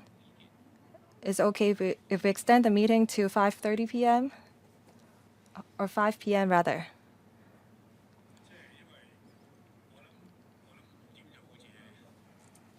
Chairman, I think that 5 p.m. is too late because there's no way for us to complete the scrutiny anyway. There is another member on the list right now. Should we conclude the meeting after that member has spoken? Any other comment?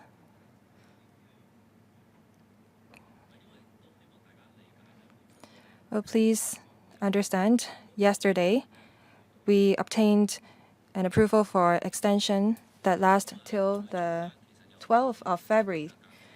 And in the meantime, we have Chinese New Year.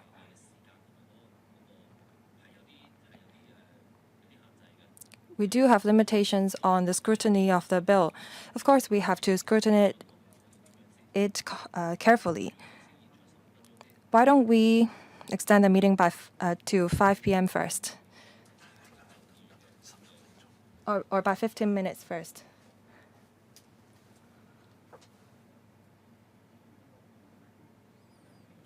Transport Department.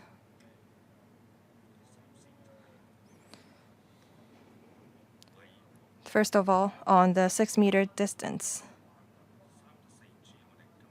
374G.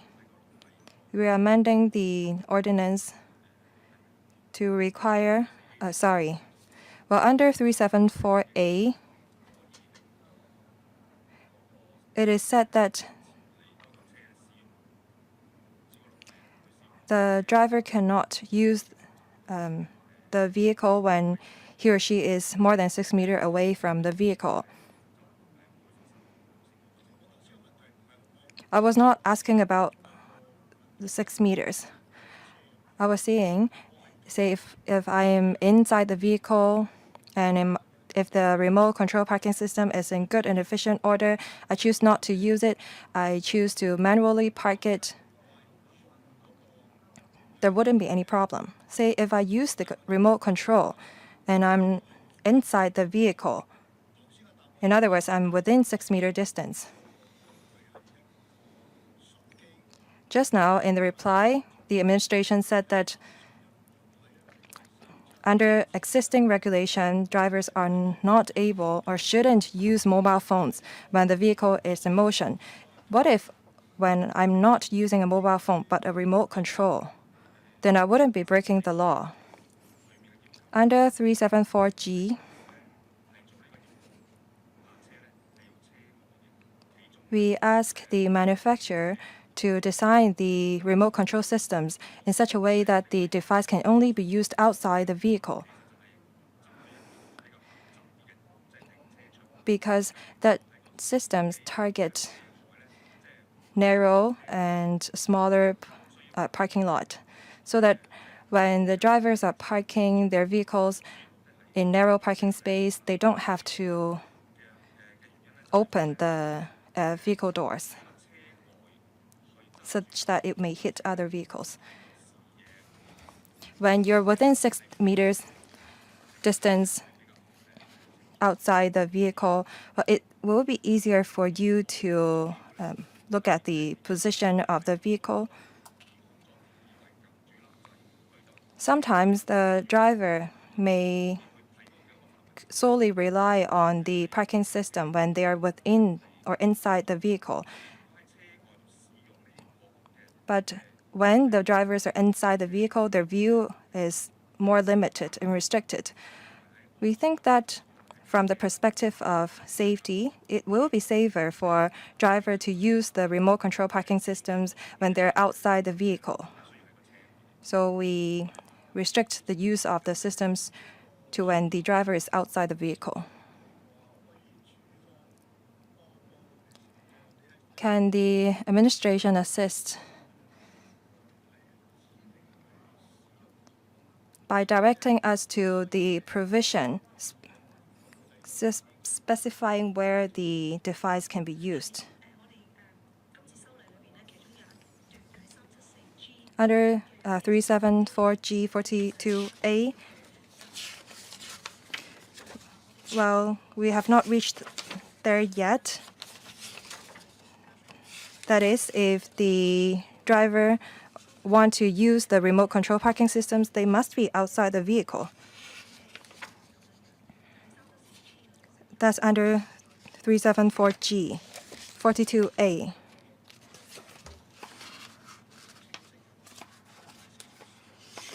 If you want to make things clear, why don't you direct us to Cap 374G in Regulation 40C under Cap 374A? Because there is no provision that provide for the location where I should use the remote control device. Thank you for your question. For Cap 374A, it's about the construction and maintenance of vehicles. For G, is about traffic control and the safety of road users. That's why we set the requirements under Cap 374G instead.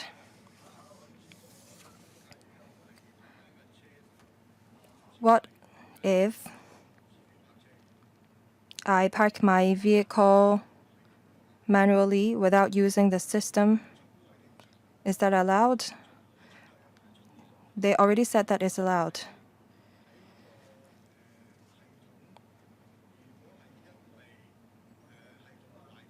If the system is out of order, then I wouldn't be using the system.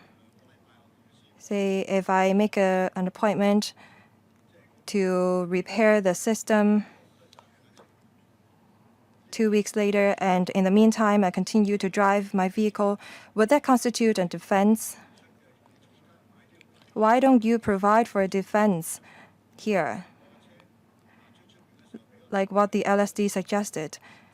What if I was intercepted by the police officers when I'm driving the vehicle when the system is out of order? Because I would be breaking the law. Transport Department or DOJ, who would take the question, please? The question about the defense. As we said just then, we've considered safety. The remote control parking system of a car is directly linked to a car. We need such a rule in place to ensure safety. So I think the government's position is clear. There is such a requirement, Mr. Wing Kong. It's a quick question. I thank the government for bringing up Regulation 42A under Cap 374G because that provision explains what the remote control parking device is. So I see much more detail here.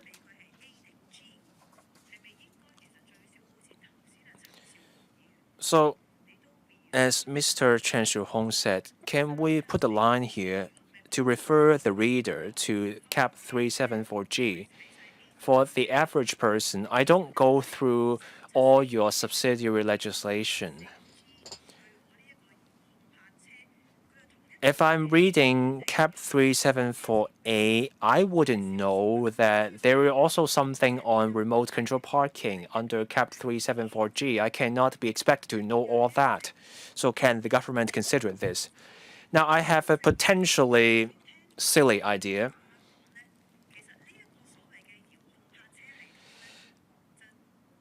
Based on what the government said, this remote control parking system has a very limited purpose. It's only when the space is very narrow.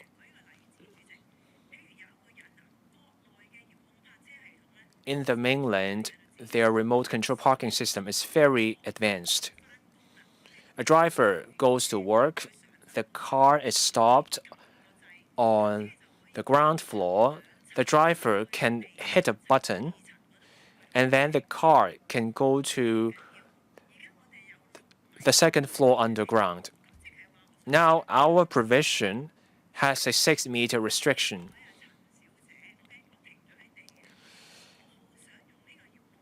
Say my car is parked somewhere on the ground floor. I have to go all the way to my car to get near my car within 6 meters to press the button. If that is the case, can we get the government to confirm this is? So basically, we're not really using any cutting edge technology. We're talking about remote control parking in a very restricted sense. Now I'm looking at 6B, 40C, 6B.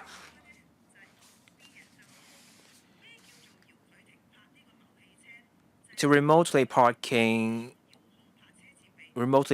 motor vehicle means or includes moving the vehicle out of the place where it is parked. The phrasing is awkward. So parking means maneuvering the car so that it is parked.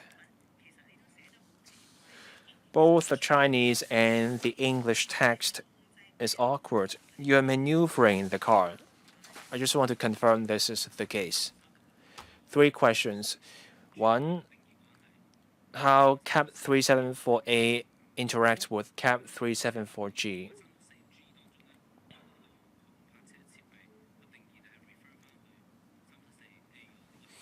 So CAP 374G actually refers to CAP 374A when it comes to remote control parking. Is that the case?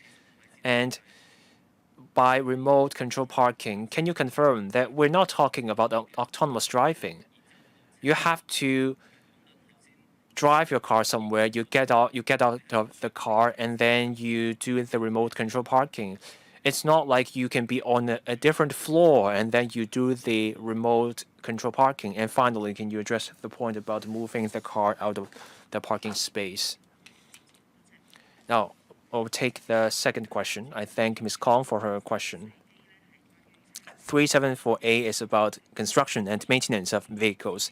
CAP 374G is about a driver's behavior. That's why we set out different details in different parts of the subsidiary legislation. The Transport Department will proceed with publicity to explain to people how the parking will work. And what about maneuvering the car out of the parking space? The DOJ will take that question. Thank you, Chairman. 40C paragraph 6B reflect the policy intent. Remote parking means parking the vehicle and moving the car out of the place where it is parked. Behavior that falls outside 6A and 6B goes beyond what we want to regulate as part of our policy intent. Deputy Secretary, I thank Ms. Kong for her questions.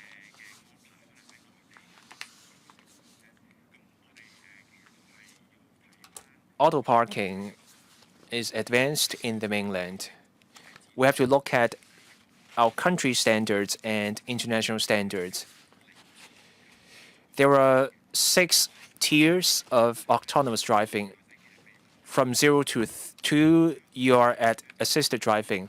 3 to 5 are autonomous driving. We can discuss this further in the future. What Ms. Kong was saying is probably somewhere at levels 3 to 5 because in her example, the driver is away from the car. We have already passed a bill on autonomous driving, and that will cover autonomous driving. Here, for remote control parking, we're still at levels 0 to 2, so we're still at assisted driving. What Ms. Kong was saying, autonomous driving is covered by another piece of legislation. Here, it's about assisted parking. The driver uses a device near the car and parks the car. Dr. Ben Chen. Chairman, I want to clarify something.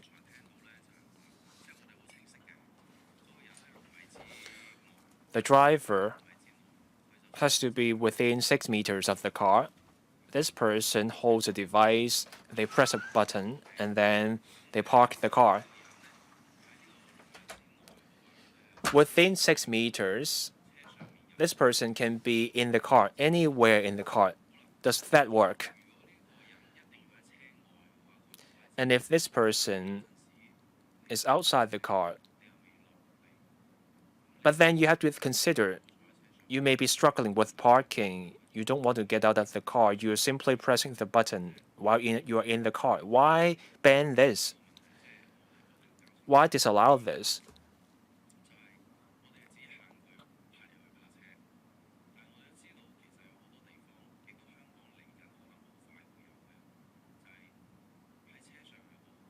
Now, someone may not be parking a car. They may simply be trying to charge or recharge their EV by maneuvering their car. Can that be allowed under this regulation? Otherwise, auto recharging won't work in Hong Kong. We visited Shanghai last year. We saw that for some EVs, you could simply press a button and then the car would maneuver itself and then the charging could happen. You could simply press something on the screen. Your hands are off the driver's wheel. So will that kind of operation be outside the scope of this regulation? So does that mean that someone in the car, even when their hands are off the wheel, are outside the scope of this regulation? I want to clarify this. Dr. Chen, your first question was clarified. Auto parking while the driver is in the car is fine. This regulation does not affect that.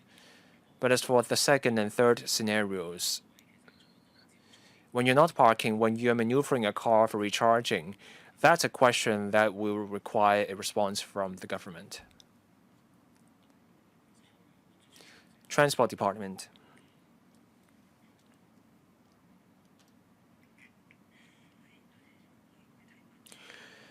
Thank you.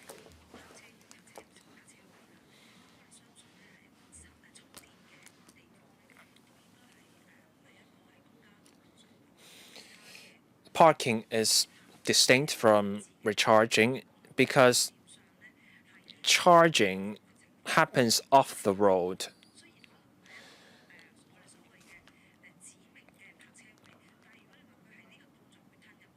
When a car is maneuvered into a space for recharging,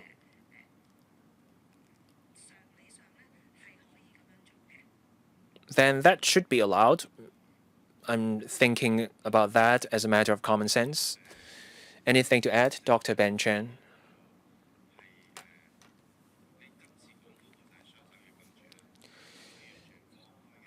So you're talking about the hands-on situation. What about hands-free? So the driver is in the car, so is that out of scope? When the driver is in the car, they cannot press the button for remote parking. They can only press the button for auto parking. The TD has told us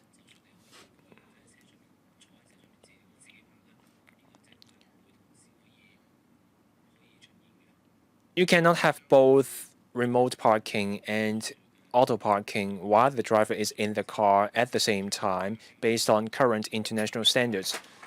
What about the future? Some people can only park the car themselves with a certain kind of space, and that person will have to get out of the car and press the button. But that kind of technology may appear in the future. Why not allow that? Dr. Ben Chen, we have discussed the point, and we know it's okay to sit in the car and press the button, and then the car will do the parking itself. But my question is, I'm holding a remote control button. The car can only be parked with the remote control. I can use the remote control while outside the car, but I cannot use the remote control while inside the car.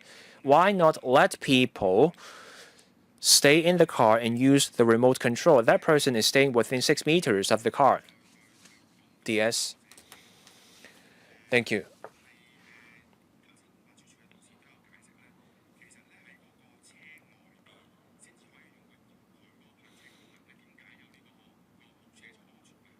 The reason for making people use the remote control outside the car is safety. When someone is outside the car, when the driver is outside the car, they can see what's around the car. But when the driver is in the car and they use the remote control, the driver cannot see what's around the car. So that's where the safety factor comes in. And from what we have found out from car makers, the remote control can only be used when the driver is outside the car.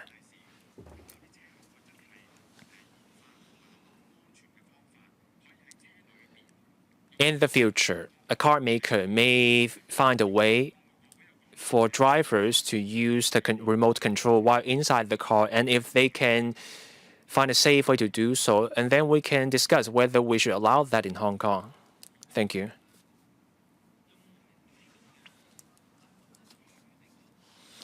The upcoming provisions have to do with another regulation. So let's pause here.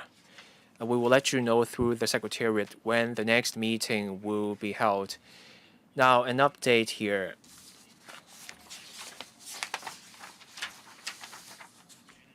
We have to deal with the scrutiny period of this subsidiary legislation. I have to give an oral report of the scrutiny here, and then we will provide the written report later. I adjourn the meeting here. Thank you.